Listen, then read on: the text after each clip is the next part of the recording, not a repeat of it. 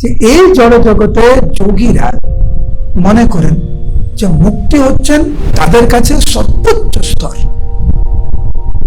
আর যে নামের অপ্রাকৃত আনন্দে নিমজ্জিত তার কাছে এই মুক্তির যে আনন্দ একদম তুচ্ছ। এইবারে আপনি বলুন, যদি মুক্তির আনন্দ তুচ্ছ হয়, ইনসিগনিফিকেন্ট, তাহলে এই জড় জগতের যে তথাকথিত সুখ স্বাচ্ছন্দ্য বা জড়জাগতিক যে লাভ পূজা প্রতিষ্ঠা, তার যে আশা, এটা আরো কত তুচ্ছ। সেই জন্য ভক্তি সিদ্ধান্ত সরস্বতী ঠাকুর বলেছেন, লাভ পূজা প্রতিষ্ঠা শুকরের